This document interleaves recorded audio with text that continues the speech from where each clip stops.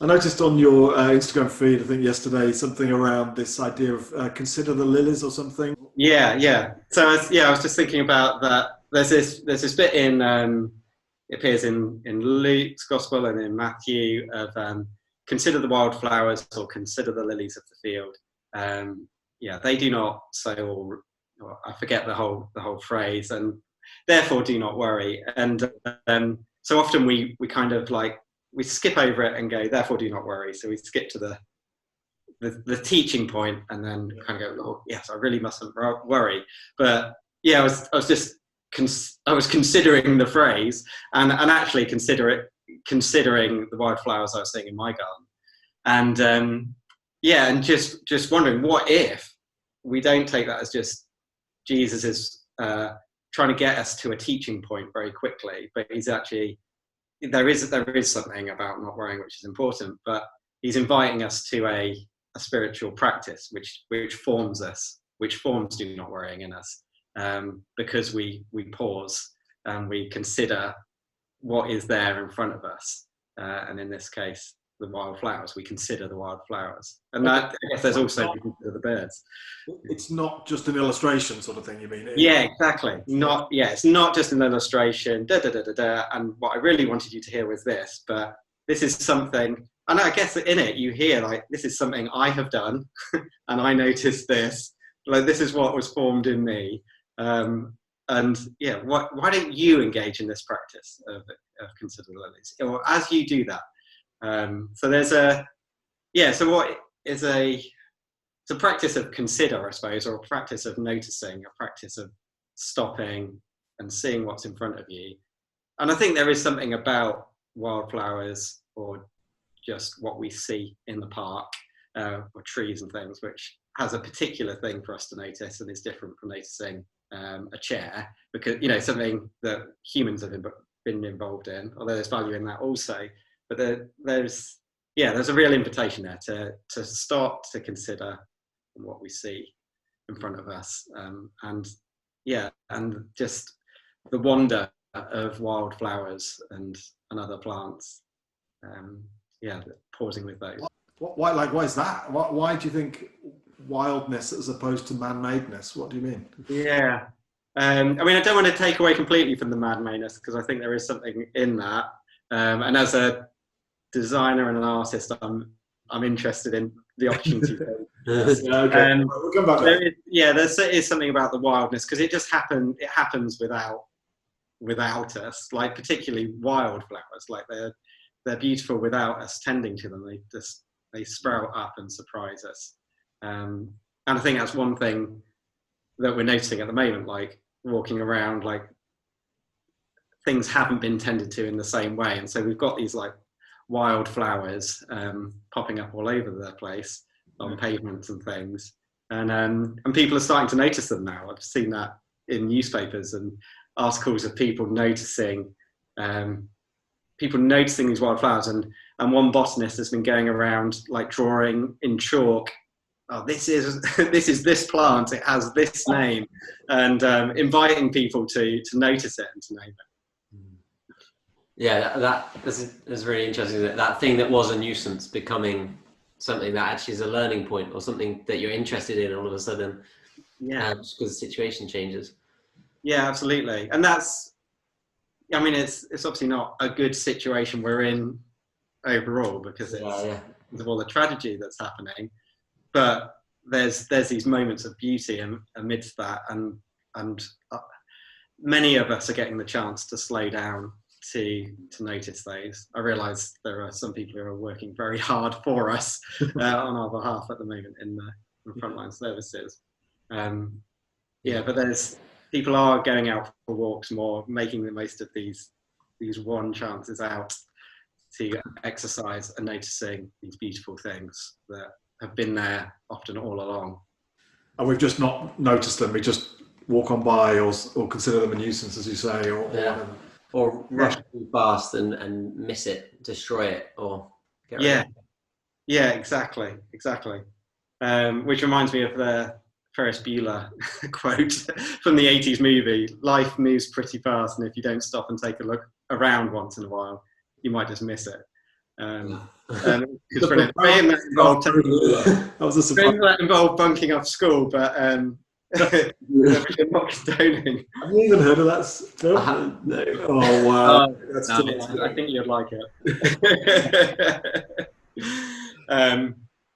Yeah, but there's something about like deliberately like slowing ourselves down because we're aware that there are plenty of things in life which keep us moving fast and or keep us distracted, keep us entertained, and that we can miss some really basic things in life, or just some basic pleasures and beauties in life.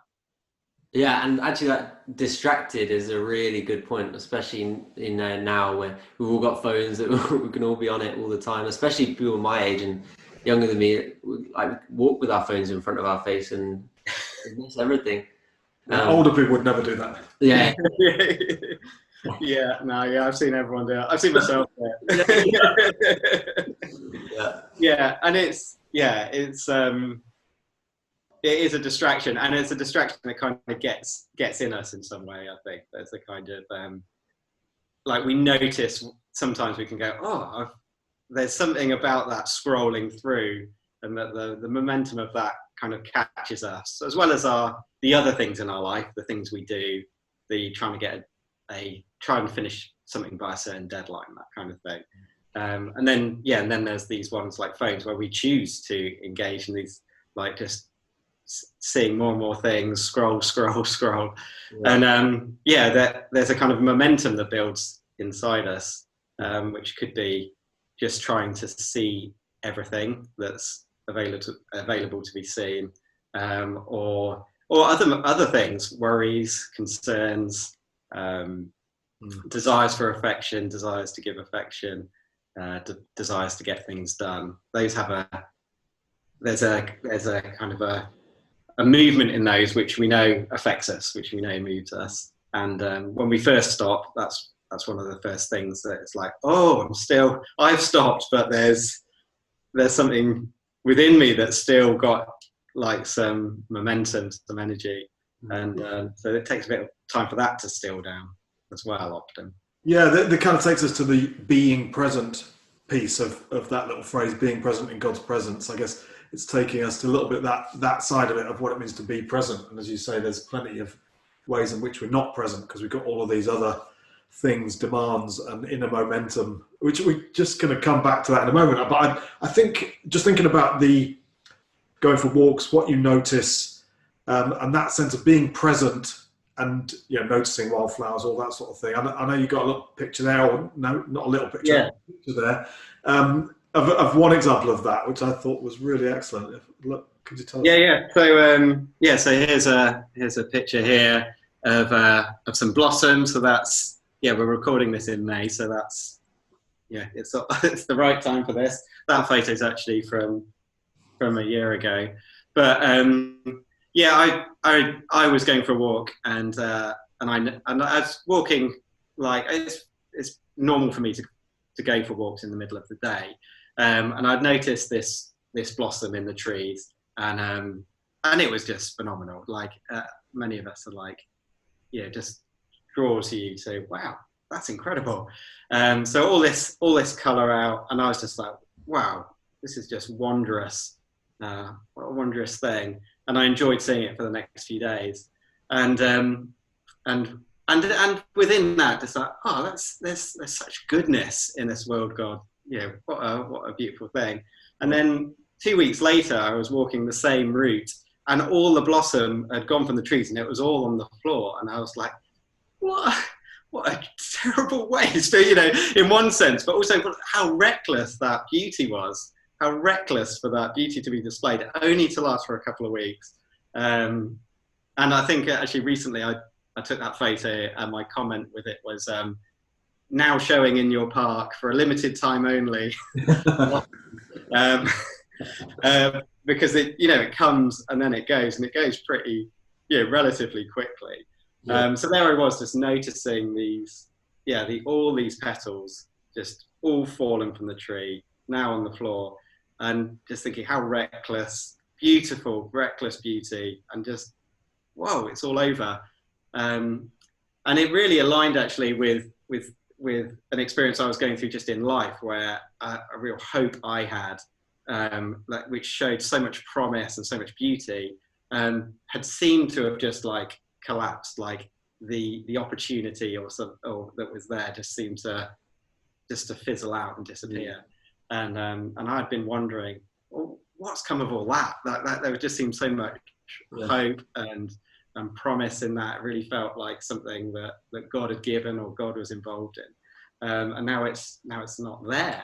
And I was looking at these petals thinking, oh, but these petals, they're now like this carpet of petals, like someone would lay out before a dignitary or someone like that, and like a royal road or something. And then I realized, oh, and I'm walking on it. I'm walking on these petals, this beauty just like strewn at my feet.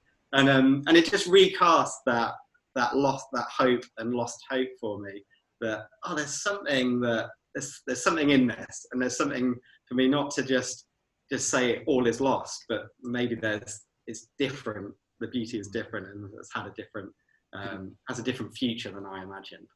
Yeah. Wow.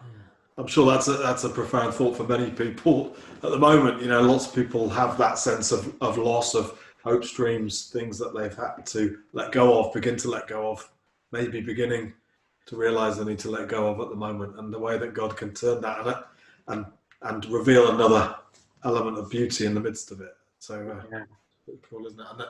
And I guess that sense of God being in that moment, being aware of his presence, allows God to speak through what is noticed to help that. All things can be opportunities to be attentive to God.